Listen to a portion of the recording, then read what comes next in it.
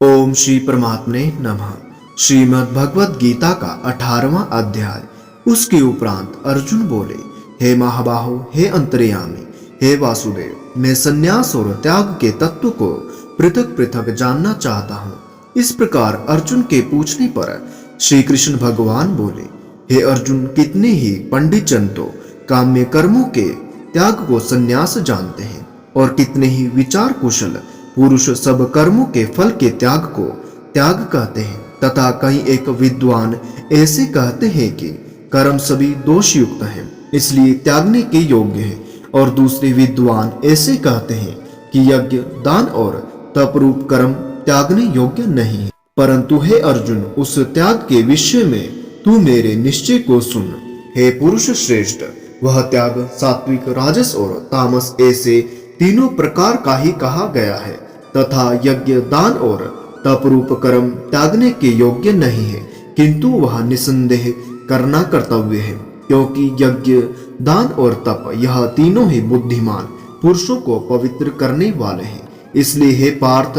यह यज्ञ, दान और तप रूप कर्म तथा और भी संपूर्ण श्रेष्ठ कर्म आसक्ति को और फल को त्याग कर अवश्य करने चाहिए, ऐसा मेरा निश्चय किया हुआ उत्तम मत है। और हे अर्जुन, नियत कर्म का त्याग करना योग्य नहीं है, इसलिए मोह से उसका त्याग करना तामस त्याग कहा गया है। यदि कोई मनुष्य जो कुछ कर्म है वह सब ही दुख रूप है, ऐसे समझकर शारीरिक क्लेश के भय से कर्मों का त्याग कर दे, तो वह पुरुष उस राजस त्याग को करके भी त्याग के फल को प्राप्त नहीं होता है, अर्थात उसका वह त्याग करना व्यर्थ ही होता है। हे अर्जुन, करना कर्तव्य है, ऐसे समझकर ही जो शास्त्र विधि से नियत किया हुआ कर्तव्य कर्म आसक्ति को और फल को त्याग कर किया जाता है, वह ही सात्विक त्याग माना गया है। अर्थात कर्तव्य कर्म को स्वरूप से न त्याग कर उनमें जो आसक्ति और फल का त्यागना है, वही सात्विक त्याग माना गया है। हे अर्जुन, जो पुरुष अकल्याणकारक कर्म से तो द्वेष नहीं करता है और कल्याणकारक कर्म में आसक्त नहीं होता है, वह शुद्ध सत्व गुण से युक्त हुआ पुरुष संशय रहित, ज्ञानवान और त्यागी है, क्योंकि देहधारी पुरुष के द्वारा संपूर्णता से सब कर्म त्यागे जाने को शक्य नहीं है। इससे जो पुरुष कर्मों के फल का त्यागी है वही त्यागी है, ऐसे कहा जाता है। सकामी पुरुषों के कर्म का ही अच्छा, बुरा और मिला हुआ ऐसे तीन प्रकार का फल मरने के पश्चात भी होता है, और त्यागी पुरुषों के कर्मों का फल किसी काल में भी नहीं होता है, क्योंकि उनके द्वारा होने वाले कर्म वास्तव में कर्म नहीं है। हे महाबाहो, संपूर्ण कर्मों की सिद्धि के लिए अर्थात संपूर्ण कर्मों के सिद्ध होने में यह 5 हेतु सांख्य सिद्धांत में कहे गए हैं, उनको तू मेरे से भली प्रकार जान। हे अर्जुन, इस विषय में आधार और कर्ता तथा न्यारे न्यारे कारण और नाना प्रकार की न्यारी न्यारी चेष्टा एवं वैसे ही 5वां हेतु देव कहा गया है, क्योंकि मनुष्य मन, वाणी और शरीर से शास्त्र के अनुसार अथवा विपरीत भी जो कुछ कर्म आरंभ करता है, उसके यह 5 ही कारण है। परंतु ऐसा होने पर भी जो पुरुष अशुद्ध बुद्धि होने के कारण उस विषय में केवल शुद्ध स्वरूप आत्मा को करता देखता है, वह मलिन बुद्धि वाला अज्ञानी यथार्थ नहीं देखता है। हे अर्जुन, जिस पुरुष के अंतःकरण में मैं करता हूँ ऐसा भाव नहीं है, तथा जिसकी बुद्धि सांसारिक पदार्थों में और संपूर्ण कर्मों में लिपायमान नहीं होती, वह पुरुष इन सब लोगों को मारकर भी वास्तव में न तो मारता है और न पाप से बनता है। हे भारत, ज्ञाता, ज्ञान और ज्ञेय यह तीनों तो कर्म के प्रेरक है, अर्थात इन तीनों के संयोग से तो कर्म में प्रवृत्त होने की इच्छा उत्पन्न होती है, और कर्ता, करण और क्रिया यह तीनों कर्म के संग्रह है, अर्थात इन तीनों के संयोग से कर्म बनता है। उन सब में ज्ञान और कर्म तथा कर्ता भी गुणों के भेद से सांख्य शास्त्र में 3 प्रकार से कहे गए हैं, उनको तू मेरे से भली प्रकार सुन। हे अर्जुन, जिस ज्ञान से मनुष्य पृथक पृथक सब भूतों में एक अविनाशी परमात्म भाव को विभाग रहित समभाव से स्थित देखता है, उस ज्ञान को तो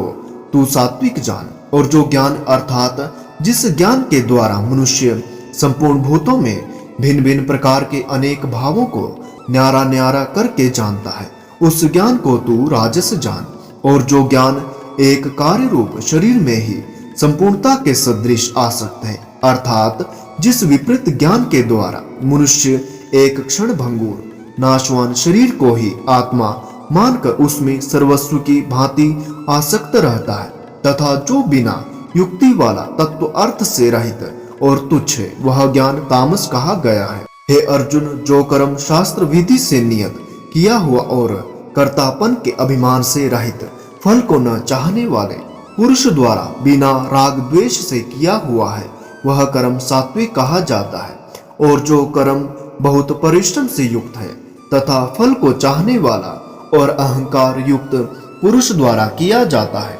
वह कर्म राजस कहा गया है। तथा जो कर्म परिणाम हानि हिंसा और सामर्थ्य को न विचार कर केवल ज्ञान से आरंभ किया जाता है, वह कर्म तामस कहा जाता है। हे अर्जुन, जो कर्ता आसक्ति से रहित और अहंकार के वचन न बोलने वाला, धैर्य और उत्साह से युक्त,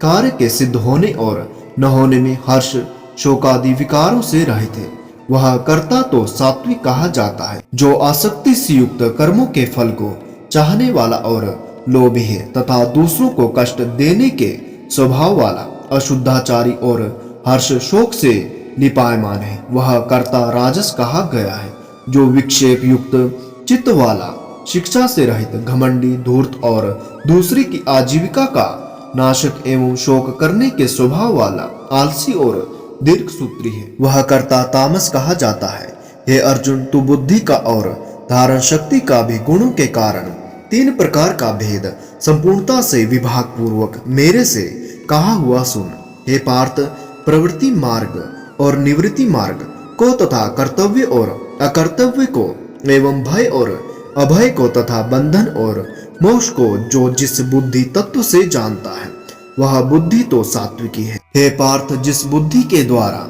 मनुष्य धर्म और अधर्म को तथा कर्तव्य और अकर्तव्य को भी यथार्थ नहीं जानता है, वह बुद्धि राजसी है। और हे अर्जुन, जो तमो गुण से आवृत हुए बुद्धि अधर्म को धर्म ऐसा मानती है तथा और भी संपूर्ण अर्थों को विपरीत ही मानती है, वह बुद्धि तामसी है। हे पार्थ, ध्यान योग के द्वारा जिस अव्यभिचारिणी धारणा से मनुष्य मन, प्राण और इंद्रियों की क्रियाओं को धारण करता है, वह धारणा तो सात्विकी है। और हे पृथापुत्र अर्जुन, फल की इच्छा वाला मनुष्य अति आसक्ति से जिस धारणा के द्वारा धर्म, अर्थ और कामों को धारण करता है, वह धारणा राजसी है। तथा हे पार्थ, दुष्ट बुद्धि वाला मनुष्य जिस धारणा के द्वारा निद्रा, भय, चिंता और दुख को एवं उत्पन्नता को भी नहीं छोड़ता है, अर्थात धारण किए रहता है, वह धारणा तामसी है। हे अर्जुन, अब सुख भी तू 3 प्रकार का मेरे से सुन। हे भरत श्रेष्ठ, जिस सुख में साधक पुरुष भजन, ध्यान और सेवादि के अभ्यास से रमण करता है और दुखों के अंत को प्राप्त होता है, वह सुख प्रथम साधना के आरंभ काल में यद्यपि विष के सदृश भासता है, परंतु परिणाम में अमृत के तुल्य है। इसलिए जो भगवत विषय बुद्धि के प्रमाद से उत्पन्न हुआ सुख है, वह सात्विक कहा जाता है। जो सुख विषय और इंद्रियों के संयोग से होता है, वह यद्यपि भोग काल में अमृत के सदृश भासता है, परंतु परिणाम में विष के सदृश है, इसलिए वह सुख राजस कहा गया है। तथा जो सुख भोग काल में और परिणाम में भी आत्मा को मोहने वाला है, वह निद्रा, आलस्य और प्रमाद से उत्पन्न हुआ सुख तामस कहा गया है। और हे अर्जुन, पृथ्वी में या स्वर्ग में अथवा देवताओं में ऐसा वह कोई भी प्राणी नहीं है कि जो इन प्रकृति से उत्पन्न हुए तीनों गुणों से रहित हो, क्योंकि यावन मात्र सर्व जगत त्रिगुणमयी माया का ही विकार है। इसलिए हे परंतप, ब्राह्मण, क्षत्रिय और वैश्यों के तथा शूद्रों के भी कर्म स्वभाव से उत्पन्न हुए गुणों करके विभक्त किए गए हैं, अर्थात पूर्वकृत कर्मों के संस्कार रूप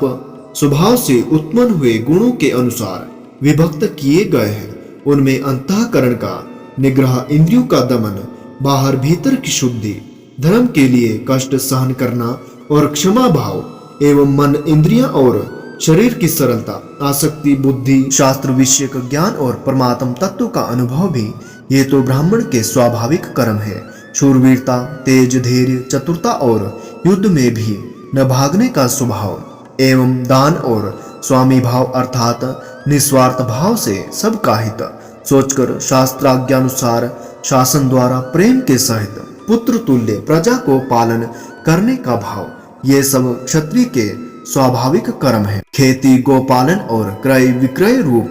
सत्य व्यवहार ये वैश्य के स्वाभाविक कर्म है। और सब वर्णों की सेवा करना यह शूद्र का भी स्वाभाविक कर्म है। एवं इस अपने अपने स्वाभाविक कर्म में लगा हुआ मनुष्य भगवत प्राप्ति रूप परम सिद्धि को प्राप्त होता है। परंतु जिस प्रकार से अपने स्वाभाविक कर्म में लगा हुआ मनुष्य परम सिद्धि को प्राप्त होता है, उस विधि को तू मेरे से सुन। हे अर्जुन, जिस परमात्मा से सर्वभूतों की उत्पत्ति हुई है और जिससे यह सर्व जगत व्याप्त है, उस परमेश्वर को अपने स्वाभाविक कर्म द्वारा पूज कर मनुष्य परम सिद्धि को प्राप्त होता है। इसलिए अच्छे प्रकार आचरण किए हुए दूसरे के धर्म से गुण रहित भी अपना धर्म श्रेष्ठ है, क्योंकि स्वभाव से नियत किए हुए स्वधर्म रूप कर्म को करता हो मनुष्य पाप को नहीं प्राप्त होता है। अतएव हे कुंती पुत्र, दोषयुक्त भी स्वाभाविक कर्म को नहीं त्यागना चाहिए, क्योंकि धुएं से अग्नि के सदृश सभी कर्म किसी न किसी दोष से आवृत है। हे अर्जुन, सर्वत्र आसक्ति रहित, बुद्धि वाला, सप्रिया रहित और जीते हुए अंतःकरण वाला पुरुष सांख्य योग के द्वारा भी परम निष्कर्म सिद्धि को प्राप्त होता है, अर्थात क्रिया रहित शुद्ध सच्चिदानंद घन परमात्मा की प्राप्ति रूप परम सिद्धि को प्राप्त होता है। हे अर्जुन, विशुद्ध बुद्धि से युक्त एकांत और शुद्ध देश का सेवन करने वाला तथा मिताहारी, जीते हुए मन, वाणी, शरीर वाला और दृढ़ वैराग्य को भली प्रकार प्राप्त हुआ पुरुष निरंतर ध्यान योग के परायण हुआ, सात्विक धारणा से अंतःकरण को वश में करके तथा शब्दादिक विषयों को त्याग कर और राग द्वेषों को नष्ट करके तथा अहंकार, बल, घमंड, काम, क्रोध और संग्रह को त्याग कर ममता रहित और शांत अंतःकरण हुआ सच्चिदानंद घन ब्रह्मा में एक ही भाव होने के लिए योग्य होता है। फिर वह सच्चिदानंद घन ब्रह्मा में एक ही भाव से स्थित हुआ प्रसन्न चित्त वाला पुरुष न तो किसी वस्तु के लिए शोक करता है और न किसी की आकांक्षा ही करता है, एवं सब भूतों में समभाव हुआ मेरी पराभक्ति को प्राप्त होता है। उस पराभक्ति के द्वारा मेरे को तत्व से भली प्रकार जानता है कि मैं जो और जिस प्रभाव वाला हूँ, तथा उस भक्ति से मेरे को तत्व से जानकर तत्काल ही मेरे में प्रवेश हो जाता है, अर्थात अनन्य भाव से मेरे को प्राप्त हो जाता है। फिर उसकी दृष्टि में मुझ वासुदेव के सिवा और कुछ भी नहीं रहता। मेरे परायण हुआ निष्काम कर्म योगी तो संपूर्ण कर्मों को सदा करता हुआ भी मेरी कृपा से सनातन अविनाशी परम पद को प्राप्त हो जाता है। इसलिए हे अर्जुन, तू सब कर्मों को मन से मेरे में अर्पण करके मेरे परायण हुआ स्मत्तु बुद्धि रूप निष्काम कर्म योग का अवलंबन करके निरंतर मेरे में चित्त वाला हो। इस प्रकार तू मेरे में निरंतर मन वाला हुआ मेरी कृपा से जन्म मृत्यु आदि सब संकटों को अनायास ही तर जाएगा, और यदि अहंकार के कारण मेरे वचनों को नहीं सुनेगा तो नष्ट हो जाएगा, अर्थात परमार्थ से भ्रष्ट हो जाएगा। जो तू अहंकार को अवलंबन करके ऐसा मानता है कि मैं युद्ध नहीं करूंगा, तो यह तेरा निश्चय मिथ्या है, क्योंकि क्षत्रियपन का स्वभाव तेरे को जबरदस्ती युद्ध में लगा देगा। हे अर्जुन, जिस कर्म को तू मोह से नहीं करना चाहता, उसको भी अपने पूर्वकृत स्वाभाविक कर्म से बंधा हुआ परवश होकर करेगा, क्योंकि हे अर्जुन, शरीर रूप यंत्र में आरूढ़ हुए संपूर्ण प्राणियों को अंतर्यामी परमेश्वर अपनी माया से उनके कर्मों के अनुसार बरमाता हुआ सब भूत प्राणियों के हृदय में स्थित है। इसलिए हे भारत, सब प्रकार से उस परमेश्वर की ही अनन्य शरण को प्राप्त हो। उस परमात्मा की कृपा से ही परम शांति को और सनातन परम धाम को प्राप्त होगा। इस प्रकार यह गोपनीय से भी अति गोपनीय ज्ञान मैंने तेरे लिए कहा है। इस रहस्य युक्त ज्ञान को संपूर्णता से अच्छी प्रकार विचार के फिर तू जैसे चाहता है वैसे ही कर, अर्थात जैसी तेरी इच्छा हो वैसे ही कर। इतना कहने पर भी अर्जुन का कोई उत्तर नहीं मिलने के कारण श्री कृष्ण भगवान फिर बोले कि हे अर्जुन, संपूर्ण गोपनीयों से भी अति गोपनीय मेरे परम रहस्य युक्त वचन को तू फिर भी सुन, क्योंकि तू मेरा अतिशय प्रिय है। इससे यह परम हितकारक वचन में तेरे लिए कहूंगा। हे अर्जुन, तू केवल मुझ सच्चिदानंद घन वासुदेव परमात्मा में ही अनन्य प्रेम से नित्य निरंतर अचल मन वाला हो और मुझ परमेश्वर को ही अतिशय श्रद्धा भक्ति सहित निष्काम भाव से नाम गुण और प्रभाव के श्रवण कीर्तन मनन और पठन पाठन द्वारा निरंतर भजने वाला हो, तथा मेरा शंख चक्र गदा पद्म और किरीट कुंडल आदि भूषणों से युक्त पीतांबर वनमाला और कौस्तुभ मणिधारी विष्णु का मन वाणी और शरीर के द्वारा सर्वस्व अर्पण करके अतिशय श्रद्धा भक्ति और प्रेम से पूजन करने वाला हो और मुझ सर्वशक्तिमान विभूति बल ऐश्वर्य माधुर्य गंभीरता उदारता वात्सल्य और सुहृदता आदि गुणों से संपन्न सबके आश्रय रूप वासुदेव को विनय भाव पूर्वक भक्ति सहित